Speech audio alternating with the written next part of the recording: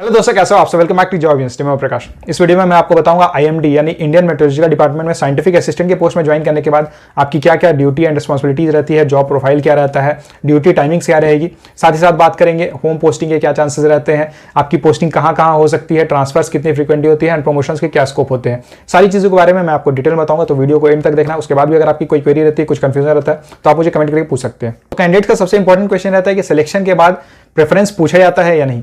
तो प्रेफरेंस आपसे पूछा जाता है, ऑनलाइन आपको फिल करना होता है कौन कौन से सिटी में आप प्रेफरेंस आप पोस्टिंग चाहते हो। एंड अगेन ये जो प्रेफरेंस रहता है ये आपको मिलता है आपके मेरिट के अकॉर्डिंग, यानी कि अगर आपकी मार्क्स ज़्यादा रहती है, आपकी रैंक ऊपर रहती है, तो आपका जो भी प्रेफरेंस रहेगा वो आपको मिल जाएगा। हालांकि यहाँ पे थोड़ा कंसिडर किया जाता है गर्ल्स को भी, गर्ल्स की जो प्रेफरेंस रहती है नॉर्मली उन्हें मिल जाता है। अगर ट्रेनिंग की बात करें तो सबसे पहले आपकी ज्वाइनिंग हो जाती है एंड उसके बाद 20-25 कैंडिडेट्स के बैच को भेजा जाता है ट्रेनिंग के लिए।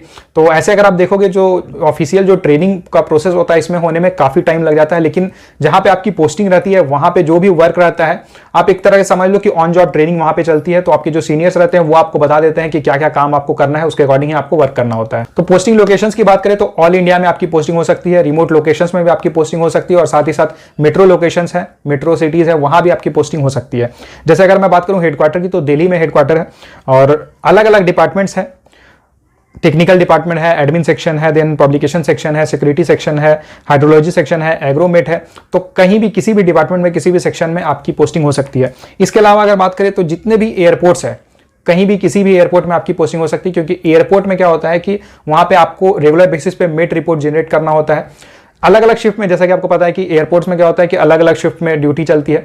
तो शिफ्ट स्टार्ट होने से पहले आपको उस शिफ्ट की जो मेट रिपोर्ट रहेगी वो आपको पब्लिश करनी होती है, और जो एयर ट्रैफिक कंट्रोल टावर रहते हैं वहां पे आपको विजिबिलिटी बताना होता है। वो नॉर्मली हर 30 मिनट्स में आपको जो भी करंट विजिबिलिटी है और साथ ही साथ जो विंड की डायरेक्शन है एंड विंड की स्पीड कितनी है, ये बहुत इंपॉर्टेंट चीजें होती है। तो ये आपको हर 30 मिनट्स में बताना होता है, मेट रिपोर्ट जनरेट किया जाता है। इसके अलावा कई अलग अलग लोकेशंस में, छोटे छोटे लोकेशंस में मेट ऑब्जर्वेशन सेंटर्स रहते हैं, यहाँ पे आपको ऑब्जर्वेशन वगैरह करना होता है एंड फिर रिपोर्ट भेजना होता है।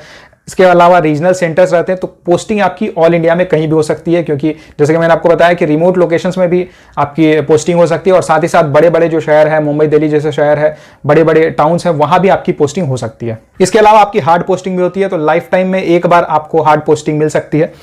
अगर वर्क की बात करें तो यहाँ पे मेनली जो आपका वर्क रहता है वो साइंटिस्ट को असिस्ट करने का होता है। साइंटिस्ट, आपको पता है कि आईएमडी में अलग अलग प्रोजेक्ट्स चलते रहते हैं, अलग अलग रिसर्च वर्क चलते रहते हैं, तो उसमें आपको साइंटिस्ट को असिस्ट करना होता है। साथ ही साथ उन्हें जो भी सपोर्ट वगैरह चाहिए वो आपको प्रोवाइड करनी होती है। कुछ कुछ एजुकेशन प्रोजेक्ट्स वगैरह चलते हो तो उसमें भी आपको सपोर्ट प्रोवाइड करनी होती है। ऑब्जर्वेशन वर्क करना होता है अलग अलग, जैसे एयरपोर्ट में मैंने आपको बताया, तो यहाँ पे मेनली आपका ऑब्जर्वेशन वर्क रहता है एंड उसके बाद ऑब्जर्व करके आपको जो भी रिपोर्ट वगैरह रहती है वो जनरेट आपको करके आपको पास करना होता है। कई बार जो वेबसाइट रहती है उसमें भी आपको अपडेट करना होता है।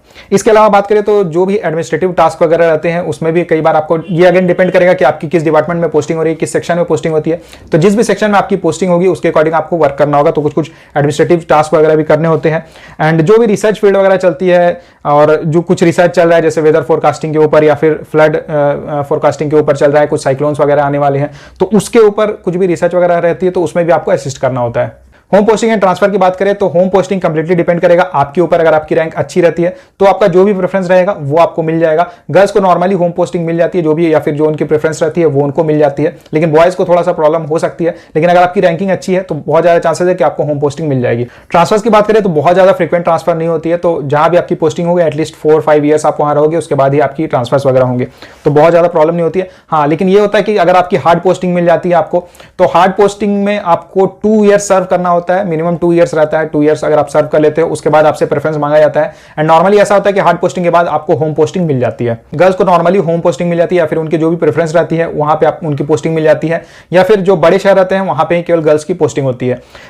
स्पाउस बेस्ड ट्रांसफर भी होते हैं, जैसे कई बार होता है कि किसी गर्ल की अगर कहीं शादी हो जाती है तो उनके जो हस्बैंड है किसी और सिटी में वर्क करें, तो वहां पे अगर आईएमडी की वहां पे अगर लोकेशन रहती है या फिर कुछ ऑफिस वगैरह रहती है तो वहां पे इजीली ट्रांसफर हो जाता है। जॉब टाइमिंग की बात करें तो डिपेंडिंग अपॉन लोकेशन आपको जनरल ड्यूटी भी करनी हो सकती है, या फिर आपको ऑपरेशनल ड्यूटी करना होता है। नॉर्मली आपको ऑपरेशनल वर्क ही करना होता है, और operational duty round the clock चलती है, यानी कि यहाँ पे आपको नाइट ड्यूटी भी करनी होती है। तो अगर शिफ्ट ड्यूटी की मैं बात करूं तो यहाँ पे जो आप ड्यूटी करोगे 3 अलग अलग शिफ्ट में आपकी ड्यूटी रहती है। सबसे पहले आपको आफ्टरनून ड्यूटी करनी होगी, ये दोपहर के 2 बजे से लेकर शाम के 8 बजे तक रहेगा। फिर नेक्स्ट डे आपकी ड्यूटी रहेगी रात के 8 बजे से लेकर सुबह के 8 बजे तक। नाइट ड्यूटी के बाद आपका रेस्ट हो जाता है, उसके बाद आपको मॉर्निंग ड्यूटी करनी होती है सुबह 8 बजे से लेकर दोपहर 2 बजे तक। तो ऐसे आपकी ड्यूटी टाइमिंग चलती है, ऐसे आपकी शिफ्ट टाइमिंग चलती है। और अगर आप ड्यूटी सपोज आप शिफ्ट ड्यूटी नहीं करना चाहते हो या फिर कुछ आपको इशू है, नाइट ड्यूटी नहीं करना चाहते हो, जैसे नॉर्मली गर्ल्स को नाइट ड्यूटी नहीं दी जाती है, तो अगर आप नाइट ड्यूटी नहीं करना चाहते हो तो आप जनरल ड्यूटी कर सकते हो। जनरल ड्यूटी की नॉर्मल टाइमिंग चलती है, मंडे टू फ्राइडे आपकी ऑफिस रहेगी, सैटरडे संडे ऑफ रहता है। और यहाँ पे भी जो शिफ्ट में ड्यूटी रहती है तो एक पोजीशन में 2 लोग रहते हैं, तो आपको सफिशिएंट रेस्ट मिलता है एंड वर्कलोड वर्क प्रेशर काफी कम रहता है, कोई पब्लिक डीलिंग वगैरह नहीं रहती है। कई बार आपको बस रिपोर्ट्स वगैरह बना के भेजने होते हैं, तो कुछ बहुत ज्यादा वर्कलोड वर्क प्रेशर नहीं रहता। तो अगर आप पढ़ाई वगैरह करना चाहते हो तो आप इजिली पढ़ाई कर सकते हो। बस कई बार ऐसा होता है कि मानसून वगैरह के कारण कई बार वेदर बहुत ज्यादा खराब हो जाते हैं, तो उस समय आपको थोड़ा ऑफिस में ज्यादा लेट रुकना पड़ सकता है, ज्यादा वर्क करना पड़ सकता है। इसके अलावा नॉर्मल कंडीशंस अगर रहती है तो फिर आपकी जो शिफ्ट टाइमिंग रहती है उसी समय आपको रहना है, उसके बाद फिर आप पूरा फ्री रहते हो। तो फैमिली को भी आप काफी टाइम दे सकते हो, वर्क लाइफ बैलेंस भी ठीक ठाक रहता है। और बस थोड़ी टाइमिंग की थोड़ी प्रॉब्लम हो सकती है स्टार्टिंग में, लेकिन उसके बाद एक बार जब आपकी बॉडी एडजस्ट होगी तो उसके बाद आपको कोई प्रॉब्लम नहीं होगी। अब अगर प्रमोशन की बात करें तो आईएमडी में बहुत स्लो प्रमोशन होते हैं। साइंटिफिक असिस्टेंट के पोस्ट में ज्वाइन करने के बाद आपको मिनिमम 5 ईयर्स सर्व करना होगा। और हालांकि ये 5 ईयर्स ऑफिशियल रहता है, लेकिन अनऑफिशियल 8 ईयर्स या 9 ईयर्स भी आपको लग सकते हैं फर्स्ट प्रमोशन लेने में। तो प्रमोशन काफी स्लो होता है। तो फर्स्ट प्रमोशन के बाद आप मेट्रोलॉजिस्ट ए बन जाते हो, यानी कि मेट ए में आप ज्वाइन करोगे, आपकी प्रमोशन हो जाती है। 4600 ग्रेड पे की पोस्ट है। इसके बाद आपकी प्रमोशन होगी तो आप मेट बी यानी कि मेट्रोलॉजिस्ट बी बन जाते हो एंड 4800 ग्रेड पे की पोस्ट है। एंड इसके बाद आपकी प्रमोशन होगी तो आप साइंटिफिक ऑफिसर बन जाओगे। तो प्रमोशंस काफी स्लो होते हैं, तो प्रमोशन के लिए ज्यादा आप मत सोचो। अभी सबसे इंपॉर्टेंट ये है कि पहले सिलेक्शन लो, ज्वाइन करो, क्योंकि सैलरी काफी अच्छी आपको मिलती है। ज्वाइनिंग से ही फर्स्ट मंथ से ही आपकी 55 से 60,000 इन हैंड सैलरी बन जाती है। तो अगर आपकी होम पोस्टिंग मिल जाती है, 55,000 60,000 सैलरी मिल रही है, तो इससे अच्छा क्या। और हाँ, यहाँ पे डिपार्टमेंटल एग्जाम्स वगैरह नहीं होते हैं, तो ये एक बड़ी इशू है। हालांकि हो सकता है फ्यूचर में इन सब चीज़ों के ऊपर ध्यान दे, गवर्नमेंट ध्यान दे एंड सॉल्व किया जाए, लेकिन फिर भी यहाँ पे जो पूरा सिलेक्शन का जो प्रोसेस होता है ये काफ़ी फास्ट होने वाला है। 7 to 8 मंथ्स में आपका पूरा प्रोसेस कंप्लीट हो जाएगा। हो सकता है ज्वाइनिंग वगैरह सारी चीज़ें मिल जाए, तो इसलिए इसके लिए प्रिपरेशन अच्छे से करो। बाकी जॉब प्रोफाइल से रिलेटेड या फिर और भी अगर आपकी कोई क्वेरी रहती है आईएमडी साइंटिफिक असिस्टेंट के पोस्ट रिलेटेड, तो आप मुझे कमेंट करके पूछ सकते हो। वीडियो को लाइक जरूर कर देना, अपने फ्रेंड्स के साथ शेयर करना, एंड अगर आप गवर्नमेंट जॉब की प्रिपरेशन कर रहे हो तो चैनल को सब्सक्राइब जरूर कर लेना। Thank you.